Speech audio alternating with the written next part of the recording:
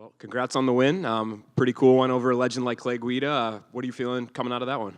A little bittersweet, you know. I mean, it wasn't like my decision, or I was like really excited to fight someone like Clay because it's someone I admire. You know, I had to prepare myself mentally for three months to be like, he's someone you look up to, someone that you really like.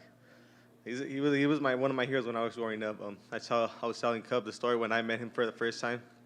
I went to a grappler's quiz and a few fighters denied me and my brother a picture at a grappler's quiz, and I went up to Clay before we were competing, and he gave us a hug. Cub was super nice to us too, and he took a picture. It was me, Cub, and my brother and Clay. So I mean, for me, we have that mentality, you know, going in there and having to be like, I'm gonna have to like go in there and try to hurt this guy. You know, that's kind of hard, you know.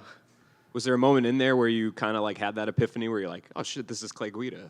Or was it just like No, I think I prepared myself really good for that. You know, I went in there, I was like, man, this is just an opponent, All we have been telling my dad, this is just an opponent. It doesn't matter the name, it doesn't matter anybody. I mean, they're just trying to take it away from me. Was there, Clay's fought a million times, like you said, you've watched him since you were a younger guy.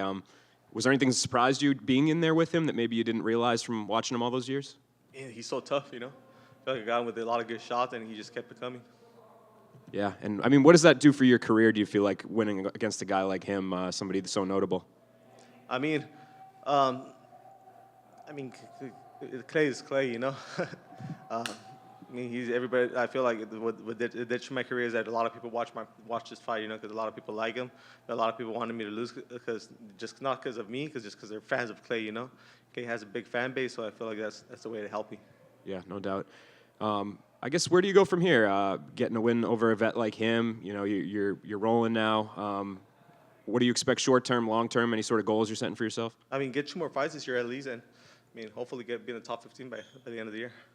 Great, and you got his gloves afterwards. He kind of pulled a fake retirement on everyone. I told him, please don't do this to me, Clay. I told him after the fight, I'm like, I mean, it's already like kind of like a. I mean, I was super happy and super like emotional that I won, but it also kind of was just like kind of like sad because I mean, that's someone I look up to, you know.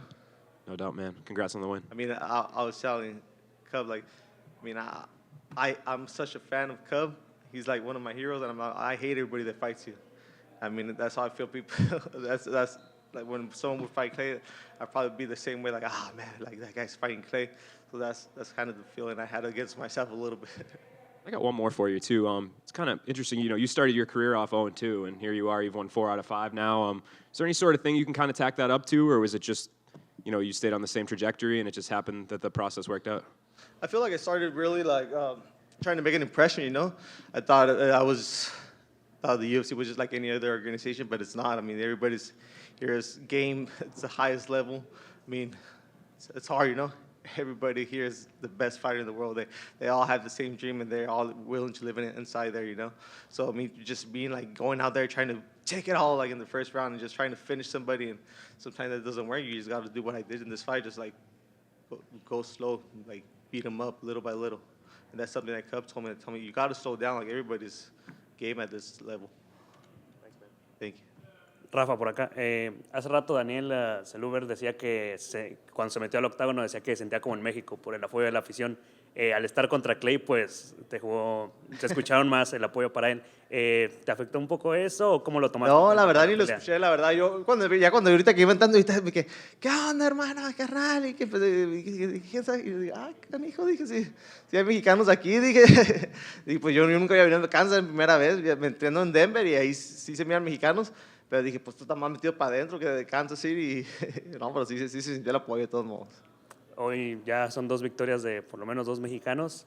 ¿Qué más se viene para la dinastía mexicana en este UFC, ya teniendo 3 campeones y acumulando todavía más victorias, en tu opinión?